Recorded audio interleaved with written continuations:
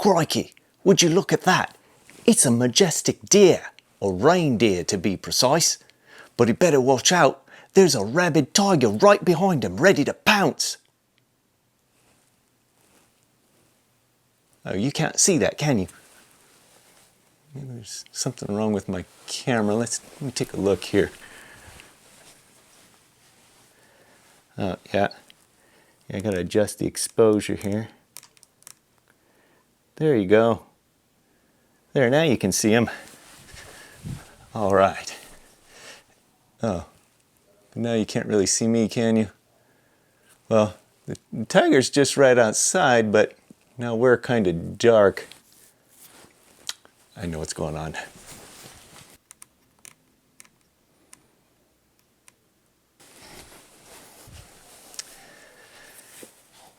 You see, what's happening here is this digital camera, like all digital cameras, suffer from something called a limited dynamic range.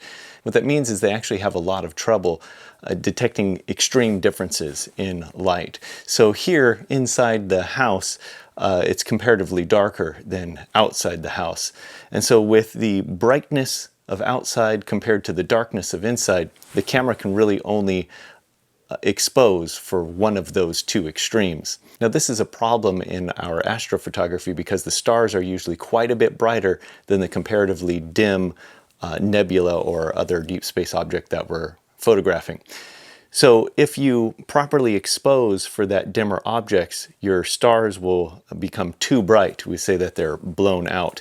But if you properly expose for the stars, then the nebula that you really wanted to capture or the galaxy is too dark. What we really need to do is capture an image with a high dynamic range, one where we can capture both the extremely bright objects as well as the extremely dim ones without blowing out the highlights or crushing the shadows in the low light areas. Today I'll be showing you how to edit an astrophotography image in Photoshop utilizing this HDR technique. I'm Mr. Wilson. Welcome to class.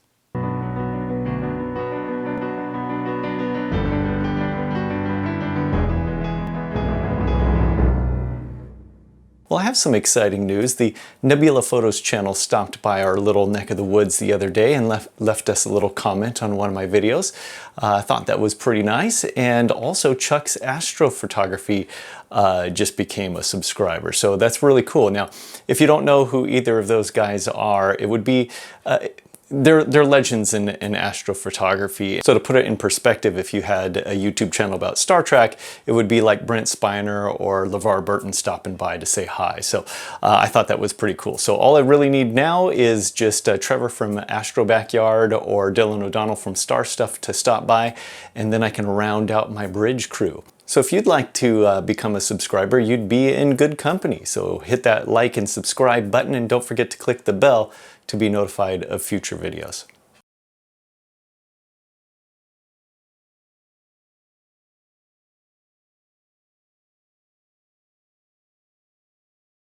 Okay, so we're going to be using Photoshop to edit this image. There's lots of tools out there, but this is the one that I'm most familiar with. We're going to begin by loading in our narrowband image and the star mask that goes with it. So here you can see that I brought in my narrowband image. This is straight out of Deep Sky Stacker. Now, one of the first things you have to do when you open up a file from Deep Sky Stacker, you need to go to the image menu, down to mode, and you need to turn this into a 16-bit per channel file. In 32-bit mode, a lot of the features of Photoshop will not be available, so we have to switch to 16. Now we have to change the method to exposure and gamma, and then press OK. To convert this to a false color image, we're going to go to the channel menu. Now you don't have to do false color, you can just edit it as is. As a matter of fact, I'll show you, I did that, and this is the image that I produced using just the L extreme without manipulating any of the channels. And you can see just how red everything is. And if that's the effect that you're going for, fantastic. It's a great image. I like it. I'm happy with it. But I want to try to get some more of those exotic colors we see in the false color images. So to remap this, what we're actually going to do is we're going to flip our red and our blue channels around. Since I've got a really strong red signal, I'm going to make that red, I'm going to turn it into blue, and then whatever's on the blue channel, I'm going to turn that into red. So let's go ahead and flip those around. So in my channels menu here, if I click on the red channel, you can see that even without having stretched it yet, you can still see that there's a lot of red data. If I click on the blue channel, you can see that there's not nearly as strong as of a blue signal here. So what we're going to do is we're going to take our red channel, we're going to duplicate it. Just right click on the red channel, duplicate, and we're going to turn this red channel into the blue channel. So I'm just going to call it new blue. Now the blue channel, I'm going to right click on that and duplicate it, and that's going to become the new red channel. So we're going to get rid of our old red and blue channels. The way we're going to do that, just hold the Shift key on the keyboard, select the red channel, and select the blue channel. As long as you're holding Shift, you'll be able to highlight both of those. Highlight them both, and then just press Delete. Now the computer has renamed our green channel to magenta. It doesn't really know what kind of color palette we're using anymore. So I'm going to go ahead and rename magenta back to green. We're going to use an RGB palette, so we need to make sure that our channels are in that order. Red first. I'm going to drag red up to the top. So red, green, and blue. Now this looks really crazy and weird because once again the computer doesn't know what palette we're using, so we're going to go up to the image menu, over to mode, and we're going to put it back into RGB color mode. And here you can see that things are starting to make a little bit more sense. Our nebula is back. You can see that it's much more blue than it was before, and we're ready to start stretching this because it's far too dim at this point. So just to give you a quick rundown of the order of events here, our goal is to edit this using an HDR technique, high dynamic range. So we're going to need to separate the bright stars from the comparatively dimmer nebula. Once the two are separated, we'll be able to brighten up the nebula without blowing out the stars. Then we can touch up the stars any extra amount that we need to, layer the stars back on top of the nebula, and then we'll have a nice image where everything is uniformly exposed. Now at this point we have completed the remapping process. All of what was red is now blue, and what was blue is now red. So now it's time to extract the stars.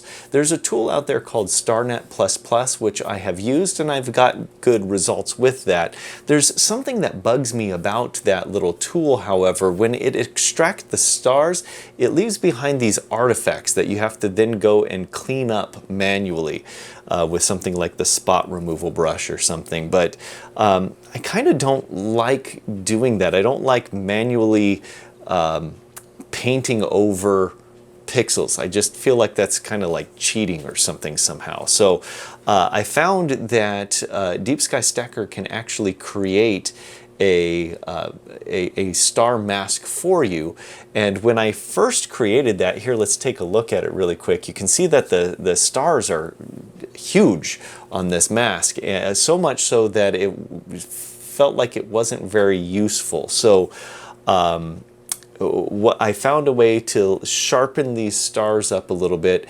So I'm going to show you how I use this star mask from Deep Sky Stacker to extract my stars.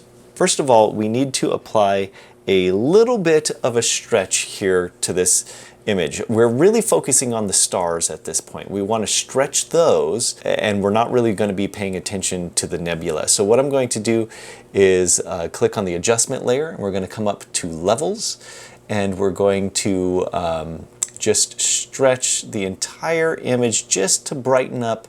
Primarily, we're just focusing on those stars. Now, we do want to be careful that we don't start to blow any of these stars out. Here you can see the data that's on the bottom. To determine whether or not you're blowing stars out, you can just zoom in on one and then move your mouse right over the star. What you'll see here in the upper right-hand corner in the info panel, you'll see two sets of numbers for each of our channels, the red, green, and blue channel. And if you hover over this star, it tells you that for that particular pixel, for example, let's look at the red channel, 78/174. What that's telling you, the 78 is telling you that's what the value of that pixel was before you applied this adjustment layer. And then there's a slash and it says 174. The 174 is telling you the value that that pixel will be after you have applied the adjustment layer. Our goal here is to make sure that we don't get near 255. If we hit that number, that means we've blown that pixel out. So at 174, we're still good. Let's go ahead and check a few others. We still have plenty of room in these stars here. I've checked several of them. It looks like the only one that we're consistently blowing out is this guy here. That looks like it's about the brightest star in our image. If we're only losing one of them, that's okay. Our goal here is to get the vast majority of these things lit up, because how bright these stars are is going to determine how big the mask ends up being that will protect that star. So let's go ahead and we'll call this one done. The first thing we need to do is merge these layers together. And the way we do that is with the world's longest speed key combination. You hold Control, Alt, Shift, N, and E. What that does is that's going to create a new layer, merge everything that's below it, and put that merged stuff onto that new layer. We're going to be using that merging technique a bunch in this process. So go ahead and commit it to memory now. Control, Alt, Shift, N, E. We're going to name this layer Stars Only. Now we're going to duplicate that layer. You could just right-click on this and select Duplicate Layer here. We're going to call this one DSO for Deep Sky Object. That's what our nebula is going to be on that layer. Now we're going to go get the star mask that Deep Sky Stacker created for us. We're going to highlight the whole thing. The speed key for that is Control A, and then we're going to copy it. Control C. We're going to go back to our project and create a new layer. The new layer button is right down here at the bottom of the layers panel next to the trash can. Click on New Layer and paste. Control V. All right, so I have pasted that star mask into here, and you can see if I toggle this on and off that the stars in my star mask are still quite a bit larger than the stars in my actual image. So to shrink those down to a more appropriate size, we're going to use a blend mode called linear burn. Now when I select that, you can see that the stars are, the mask is much tighter than it was before. That looks a lot better. In order for this mask to actually work, I have to create a mask on the stars only layer that we created earlier. Then I need to copy this and paste it into that mask. However, if I were to do that at this point, this linear burn blend mode that I have set would actually not carry over to the mask, and those nice tight stars that I have would become those big blown out ones again. So in order to retain this blend mode setting, we're actually going to do that merging technique again. Control, Alt, Shift, N, and E. So this new layer that I just created will retain those nice tight stars. As a matter of fact, let's go ahead and name that layer Tight Star Mask. The original star mask with the linear burn blend mode on it, we can go ahead and delete that one now. Let's create a mask for the stars only layer. So we'll select stars only, press the mask button, and what we want to do is copy this tight star mask and paste it into that mask we just created. So let's go ahead and select the tight star mask, Control A to select the whole thing, Control C to copy. Now let's open the mask for editing. To open a mask, you have to hold the alternate key down and then click on the mask thumbnail. Here you can see it's all white. Remember in Photoshop that white reveals and black conceals. So by having the entire thing white, that means I'm going to see everything, including my deep sky object. I'm going to paste. Control V will paste my tight star mask in here, and you can see that the vast majority of my mask is black, which means it's going to black out or hide the nebula, and only the stars are going to show through. Now that I have pasted that mask, we no longer need the tight star mask layer, so let's click on that and delete it. At this point, our stars only layer now contains only the stars. And I'll show you how we use that when we're done editing the image. For now, we're going to start focusing on the deep sky object itself, and we're going to start stretching that nebula to make it brighter. We're going to add another adjustment layer for levels once again. Now from this point on, when I did my stars, I just went ahead and stretched it in RGB mode, but for my actual nebula, I'm going to edit one channel at a time, starting with the red. We're going to pull that red slider up. And when the first time I run through this, I don't even really pay attention to what I'm doing a whole lot. I just drag all the sliders up somewhere between a third and halfway between the end and where my data begins. I usually drag it up about halfway or so. Just roughly pulling that up. Now that I've pulled all three of them up, now I'm going to go through them again and readjust as necessary to make things look right. The reason I don't really pay attention the first time through is it's actually really hard to tell what you're doing until all three channels have been pulled up. So now we can see that this needs a little bit of tweaking because my sky has a strange color cast on it. So when I first was learning how to do stretching, this concept of color cast and how to get rid of it was quite confusing. So here's the way that I like to think about this. If there's, let's say, a green color cast, what that means is that you need to bring up the shadows on the green channel or lower the highlights on the green channel. Either one of those will help neutralize that color cast. So when we look at our picture here, it does look a little bit green to me. So what I'm going to do is switch to the green channel and bring up the shadows a little bit, and you can see that it starts to neutralize that green color cast.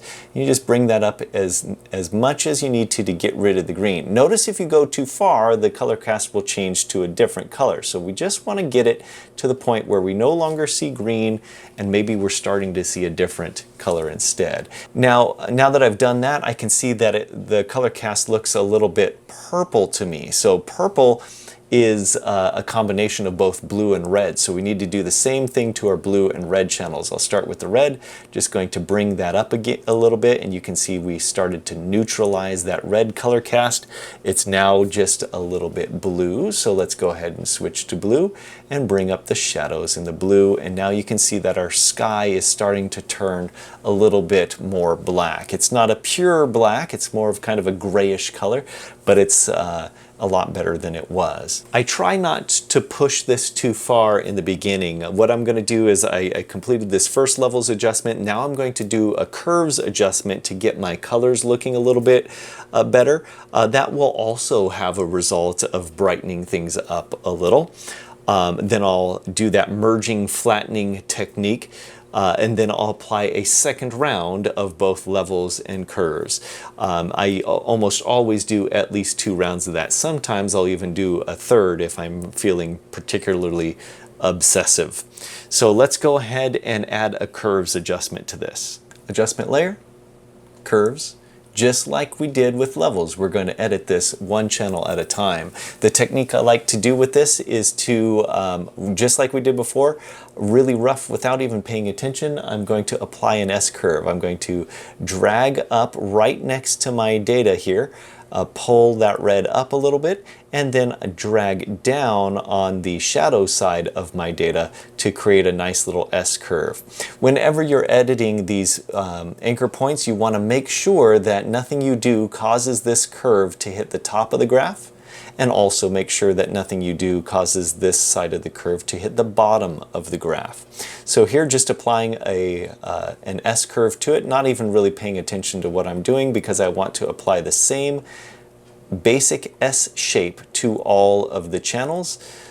It's really hard to tell what you're doing until you've got an S-curve on all of your channels. So I'm just going to go ahead and rough in an S-curve first, and now we can go back around and start again with red and fine-tune it. Just like before, if we notice that there's a strange color cast, like to me this is looking a little bit on the green side, so to neutralize that green color cast, we're going to pull down the shadows on the green channel. Now you want to be careful because as you pull this down, this is causing this side of the curve to go up, and you want to make sure that it doesn't hit the top of your graph. So here I've kind of tightened that up a little bit, and we can go ahead and enhance any other colors that we want as well. If I feel that it needs a little bit more red, I can go ahead and enhance the reds. It's got a very strong blue signal already. I don't want to push that too far, or it's going to just dominate the other subtle colors that I have going on in here. I think this is good for now, so I have now completed my first round of levels and curves. We're going to do the Control-Alt-Shift-N-E technique to merge that into a new layer. Now, just like we did before, we're going to do the same thing again, applying a levels adjustment and altering it one channel at a time. As you do this, here if I pull this up too much, you can see that what I'm going to start doing is I'm going to start blowing out my red channel. And here you can see in the info panel that if I hover over these pixels, you can see that this is too much. We want to avoid this. So let's go ahead and put that back down. We're just going to bring this up a little bit and go in here and sample, make sure we're not getting close to 255. Look in those bright areas.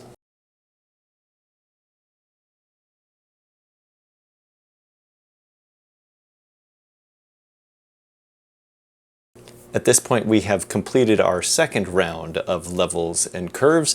We're once again going to Control-Alt-Shift-N-E to create a new layer and flatten it. Our curves adjustments and our stretching have enhanced several of the colors, but really up to this point, we've really just been playing with just the channels themselves. So just raw red, green, and blue.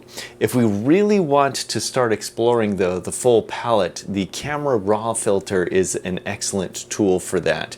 Now, if we apply any filter, that is going to be what we call a destructive edit. It's permanently going to change the pixels here. So if later on we decide that we want to revisit it and maybe make it not so intense or whatever, we won't be able to do that.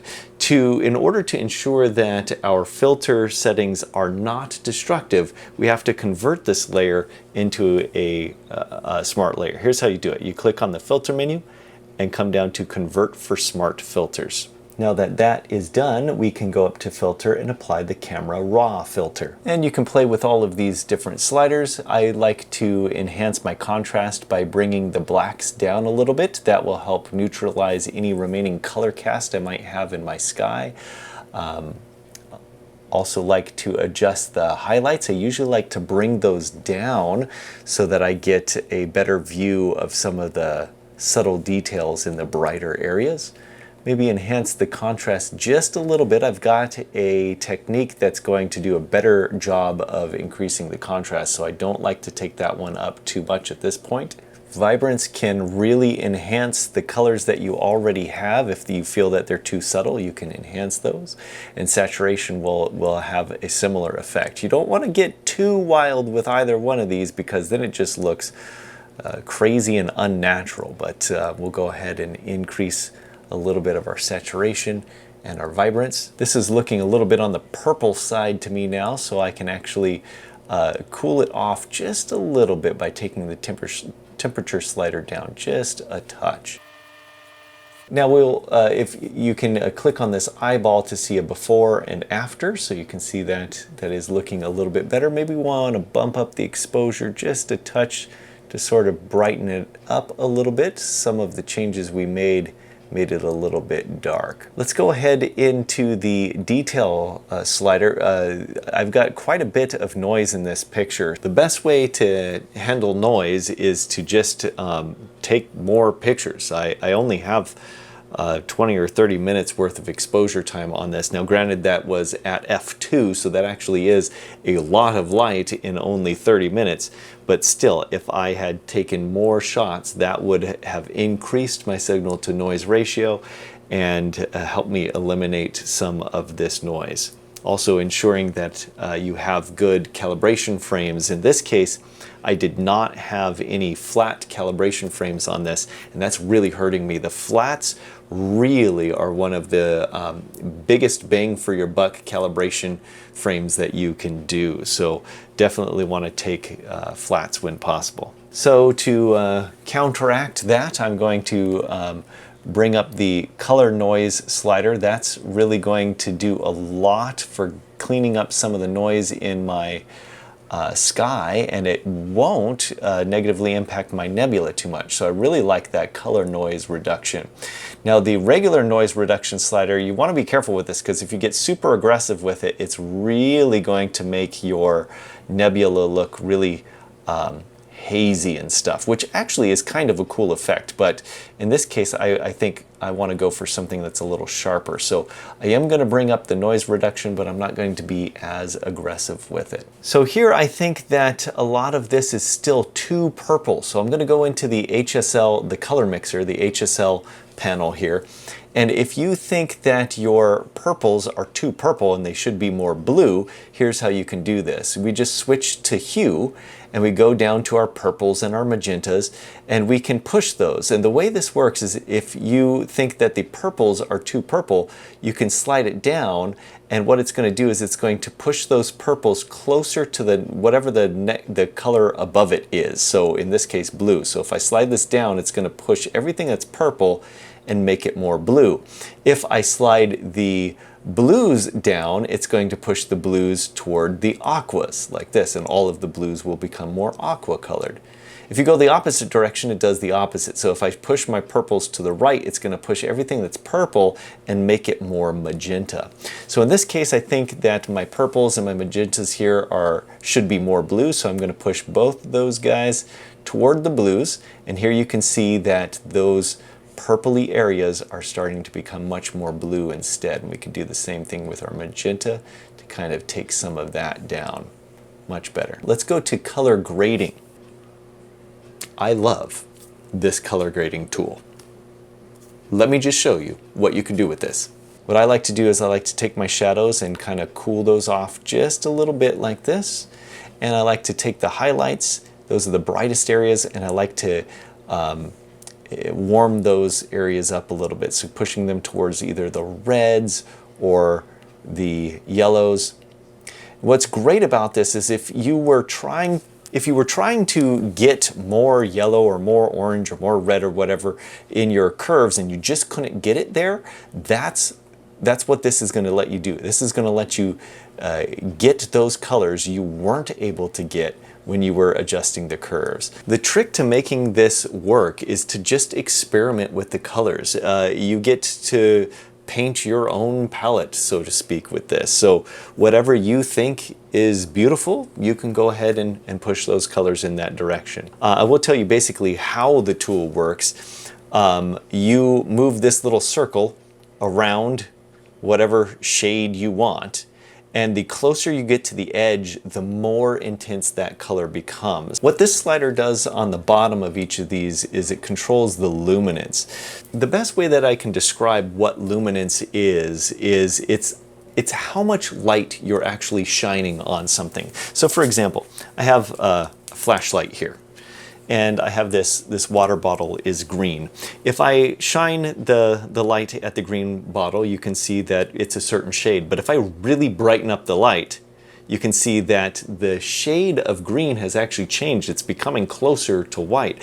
And if I take the light off of it altogether and just use just the lights in the room, it's a little bit of a darker shade of green. So dark green, brighter green, crazy bright. How much light are you putting on those colors? That's what this is doing here. So here, if I have the highlights, for example, set to like this reddish color, I can shine more light on those reds, or I can shine less light on those reds and make those colors be brighter or darker as a result. It also becomes quite apparent under magnification that my focus leaves much to be desired. But this was first light for this telescope. It was my first time using it, so there's gonna be some bugs. That's okay. Every time you use your telescope, every time you take a picture, it's a learning process and you get a little bit better every time. So hopefully my next set of pictures will be a little bit more in focus. However, there is a little bit of something we can do to this to help sharpen it up. At this point, I think that our camera raw filter looks pretty good, so I'm going to go ahead and press OK to lock in those changes. And there you can see the end result. If I turn the filter, this is before and after. It's a lot more color in this one. What we're going to go ahead and do is sharpen this up. So the way we're going to do that is to merge and flatten the layer again. Only this time we're going to apply a filter to this, this merged layer. We're going to go up to Filter, Other, High Pass. And what you want to do is you want to adjust this until you're just seeing just the edges of things. So if you go up too high, you see too much of the nebula. If you go down too low, you see nothing at all. So what we want to do is we want to drag this up until we see just the edges of things. That's a little too much. Here, just about like that. Everywhere where you see edges, that's what's going to be sharpened. So let's press OK. Now that obviously looks like hot garbage, so what do we do with it? We're going to use a blend mode, either overlay or soft light. Overlay is going to give you a more aggressive effect, and soft light is going to soften a little bit, but both are going to have the result of sharpening the image without creating a lot of noise. If I used the sharpen feature in the camera raw filter, it would create some noise that we get to avoid using this technique. So let's go ahead, I'll choose overlay here, and I can always change it later. Now this is obviously too aggressive, so what you'll want to do is you'll want to bring down the opacity to calm that down a little bit. And you can toggle the little eyeball here to see before and after and determine how much you want to do. I'll go ahead and zoom in a little bit. Now, under magnification, I can still see some noise. So now that I've got my sharpening layer in here, I'm going to revisit camera raw and bring up my noise reduction a little bit more. That was in the detail panel. We'll bring up noise reduction a little bit more, and you can see with and without that sharpening layer. Now don't forget, if you watched the first video in this series on Deep Sky Stacker, you know that we use the 2x drizzle feature, which creates an absolutely enormous file. Every time I'm flattening and merging these layers, that is making a copy of that absolutely enormous file. So if I scroll through my layers panel here, you can see that I've got this file in here now multiple times. If your computer is kind of slow, it might not be able to handle this, and saving this file is going to take a good long while. It's also going to be a huge file. So what I like to do when I get to this point, I like to delete some of the layers that are down here that I'm not really using anymore. Only these topmost layers are the only ones that's visible. So since none of this other stuff is visible, I'm just going to click on some of these other things and delete them. Make sure you don't delete the stars only layer, however, because we're going to use that next. So here I've reduced this down to just my sharpening filter layer, my actual image, and then stars only. And I have the original one that I started with down here as well. I could remove that as well. So let's go ahead and drag this stars only layer to the top of the stack. We're going to bring it all the way up to the top. So if you want to see how exactly this works, let's go ahead and zoom into like this star down here. What we can do is, just to show you how this works, I'm going to apply a levels filter to this. Now if I adjust this, you can see that it's going to affect the entire image. That's not what I want. I want this level adjustment to only affect just the stars layer. So to do that, you can press this button right here and it will clip this adjustment layer to only the layer beneath it. Watch, when I click this, see this little arrow appears that lets you know that this adjustment layer is only going to affect the layer below it. And now when I drag this up, you can see the entire thing does not change, but that star does change. You can see that I'm affecting only that one star. So what you can do here is you can now adjust your stars any way that you want to darken them or brighten them, or use a curves adjustment to change their colors. But this is having the effect of knocking those stars down. So here, watch, if I turn this off, as a matter of fact, I'm going to turn it off and delete the layers adjustment here. This is without the stars turned on. You can see that we have hit 255 on the red channel for sure, and we're very close on the green and blue as well. This star is just about blown out. But when I turn my stars only layer back on, it darkens that back up, and you can see that we've got a little bit of wiggle room here. And it's doing that for every star in the mask. So this is the benefit of using this masking technique, is it prevents a lot of these stars from being blown out. This next trick I believe I got from Trevor with the Astro Backyard channel. If you haven't looked at his channel, then you should. I should also mention the high pass sharpening technique. I got that from a channel called Pix Imperfect. That guy is a Photoshop genius. It is definitely worth looking into his channel as well. It's not, he doesn't really do astrophotography stuff, more of like regular photography, but his Photoshop tutorials are unmatched. So definitely look at Pix Imperfect as well. So here what we're going to do is we've got some nice looking stars, but there are just way too many of them. When you have this many stars, it really detracts from the nebula itself. So what we want to do is kind of calm that down. So here's what I'm going to do. I'm going to go ahead and merge those layers one more time, and we're going to convert for smart filters just like we did before. Now we're going to go up to select, and our goal here is we want to select all of the stars but not really our nebula. So we're going to go up to select and down to color range. We're going to use this drop down and select highlights. And we're going to adjust these sliders to get as many of the stars as possible, but really not as much of the nebula. So here you can see if I have the fuzziness up, I'm starting to get more of the nebula in here. So I'm going to take my fuzziness down to whatever it needs to be so that I can get a bunch of the stars, but not really too much of the nebula itself. Now here, no matter where I take this, I'm going to have some nebula, so I'll show you how to get rid of that. So let's focus on getting as many of these stars in here as possible, and then press OK. So here we've got a massive selection with all the different stars. But if I zoom in here, you can see that a huge chunk of my nebula has been selected as well. So I definitely want to remove that. So I'm going to use the quick selection tool.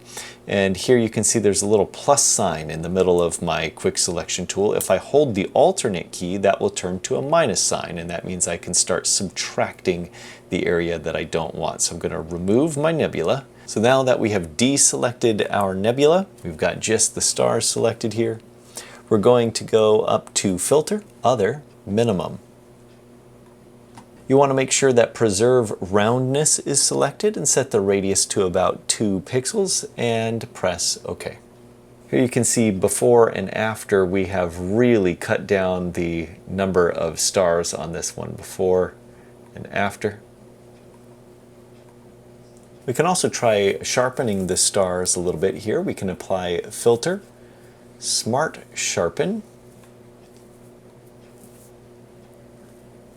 Set the amount to 200, radius 1 pixel, reduced noise 0%, and remove lens blur.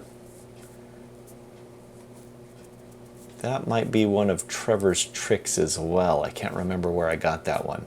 Now we're getting pretty close, but let's say that we had perhaps a little bit of extra data we wanted to blend in with this. So for example, this one is my narrowband image, but let's say that I also had this wide band filter and I wanted to mix this data in. How exactly would I do that? So there's a couple of different ways that we can approach this. First of all, we would go through and we would stretch it and do all the same stuff that we already did. But here I'm going to select the entire wideband image and copy, Control A to select all, Control C to copy, I'm going to come over to our project and create a new layer and then paste that wideband image in. Now we select a blend mode that we think works, like perhaps a soft light or overlay or something. And we can see the before and after effect with this. And if you think it's too harsh, you can bring down the opacity and adjust it however you want. So that's one way that we can blend in multiple filters. So here's another way that we could do this. We could apply an adjustment layer for hue and saturation, and then bring the saturation all the way down. This will take all of the color out of the image and give us a grayscale image. We're going to merge that as a new layer, select this entire layer, Control A, and copy it, Control C, just like we did before. Let's go back to our project, and just like we did a moment ago, we'll create a new layer and paste that grayscale image in. The grayscale image will work a little bit differently with our blend modes. So here, if we try doing the same blend modes we did before, overlay or soft light, we get a slightly different effect. Before and after, and again, you can adjust the opacity to decrease the effect if you think it's a little too harsh. Now in this case, if I zoom in here, I see that the overlay is, I kind of like what it's doing here. It looks like it's enhancing some of the colors, but it's too much for everything on the outside. So right here in the core, I kind of like what this is doing. So what I want to do is I want to keep this core area, but leave the rest of the image looking the way that it was. So to do that, what we can do is go to Select, Color Range, and we can click in the bright part of our nebula to select some of it. Now if we hold the Shift key, you'll see that we get this little plus sign next to our eyedropper, and this will let us add more colors. So what I'm going to do is select all this bright area that I want to keep. Now you can adjust the fuzziness slider as well to either increase or decrease the amount of your selection. Our goal here is just to keep the parts that we want and not the rest. So we'll press OK, and here we have selected that bright core area. And we're going to go up to Select, Select and Mask. I'm going to switch my view to on black so that I get a little bit of a better feel for how much I have selected, and you can use your Shift, Edge, and Feather to increase or decrease the amount that you have selected. So that's decreasing. If I go this way with it, it's going to increase a little bit more. And we can feather out to smooth that transition a little bit. And the most important part down here at the bottom, we have to tell it to output this to a layer mask. And press OK. So what this has done is it has selected just the area that we had selected, the bright core, and it has blocked everything else out, which means that everything on the outside is all coming from the layer below, and everything on the inside is coming from our masked layer here. Now here I can see that it's doing some strange stuff on the borders here. As you can see as I toggle this on and off, it's like we've selected a little too much. So if you need to go back and touch that up again, you can just double click on the mask. That will open up the Select and Mask tool again, and then you can make additional adjustments. Now it's also affected a lot of our stars here, and I think that overall effect is worse. So what I'm going to do is actually remove those stars from the mask. If you hold Alt and click on the mask, you can see what exactly has been selected. I'm going to switch to the brush tool. I'm going to use a nice high flow rate. We're going to paint in black, and we're just going to remove all of these stars from our selection.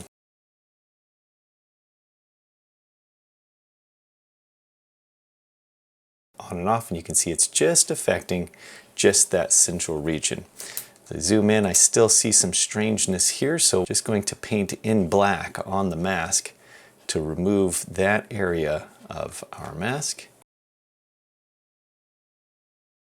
There's our before and after. So So here you can see it's just sort of increased the contrast and bumped up some of the colors a little bit.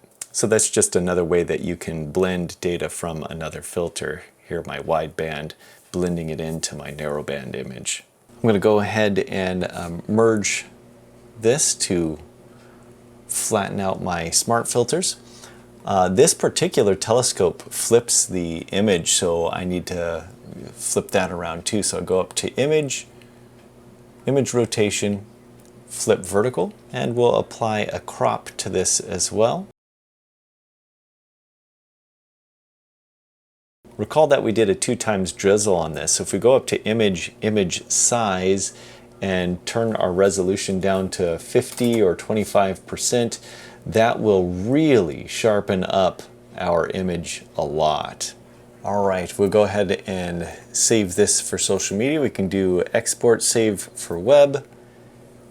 And for Facebook, I find that the magic width for that is 2048, quality 100%, convert to sRGB, and save that out. Remember when we did the 2x drizzle in Deep Sky Stacker, that created a huge file. So by turning the resolution down to 50 or 25%, what that will do is that will take our image size back down to about what it was before we applied the drizzle, but the end result of taking that larger file and making it smaller is it actually increases the sharpness of the image overall. So we get a quality boost by going through that extra step. So with this one, I say that I think it's done. I think I'm happy with it. You can badge it, post it on social media, do whatever you want to do. I hope you learned a couple of techniques, something that you can use. Thanks for watching.